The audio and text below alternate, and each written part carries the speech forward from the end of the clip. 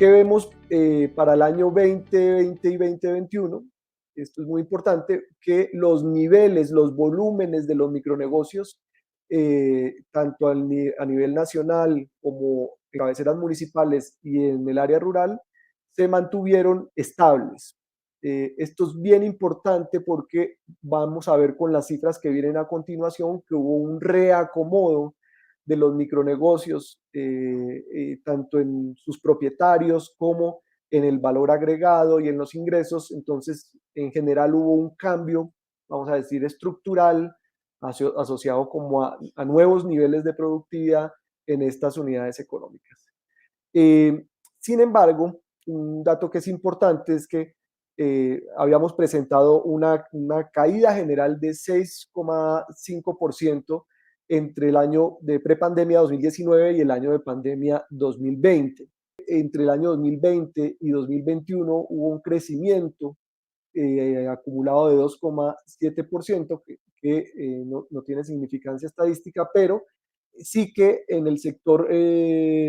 comercio se presentó un crecimiento de 5,4%, que aportó 1,5 puntos porcentuales a la variación interanual,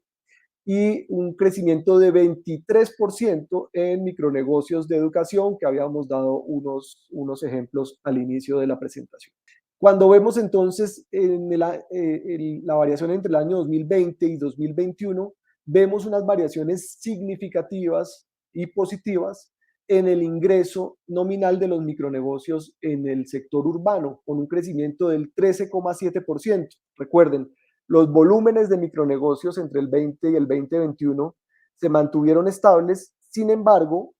para el caso de las cabeceras municipales, estamos viendo un aumento en los ingresos de 13,7%. Un aumento que, sin embargo, no logró la recuperación total de los ingresos que había en el periodo prepandemia, porque cuando hacemos el análisis entre el 2019 y el 2021, vemos una caída acumulada de los ingresos nominales en un 18,7%. Entre el año prepandemia y el año pandemia no se movió mucho el volumen de micronegocios, no se movió significativamente desde el punto de vista estadístico el volumen de micronegocios creados porque no tienen otra alternativa de ingresos, ¿sí? O sea, rebusque puro, dijéramos.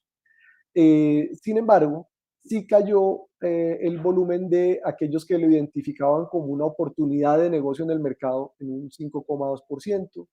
en un 16,6% quienes lo tenían por tradición familiar o lo habían heredado, cayó en un 15,6% aquellos que lo tenían para complementar el ingreso familiar o mejorar el ingreso.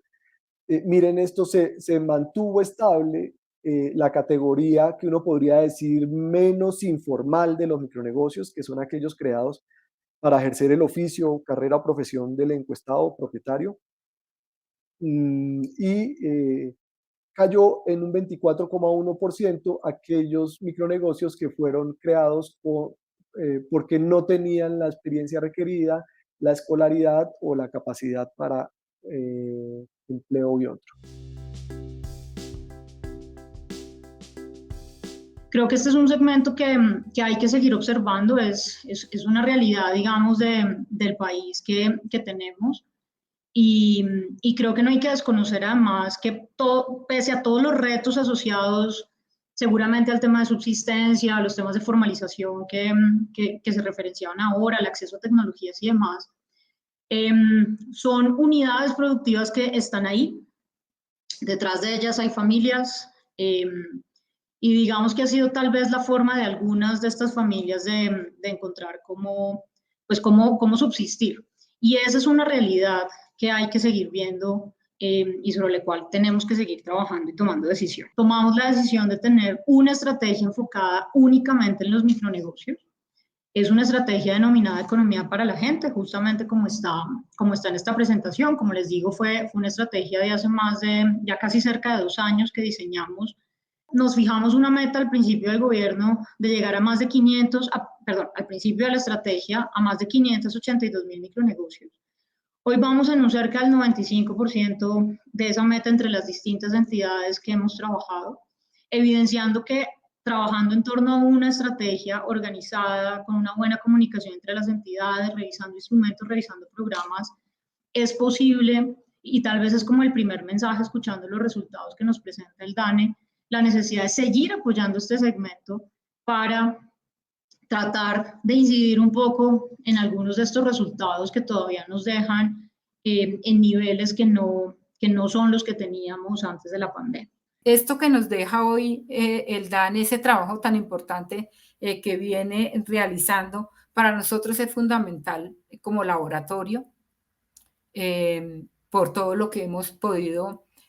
obtener, por esa información que ha servido para la toma de decisiones, para el redireccionamiento de este laboratorio social, que debe ser un instrumento base para el próximo gobierno para seguir trabajando en esa ruta hacia la formalización de la economía informal, que es que es fundamental en todos los procesos de desarrollo del país y de buscar disminuir los indicadores de pobreza monetaria y pobreza extrema y la desigualdad que se dan en el país.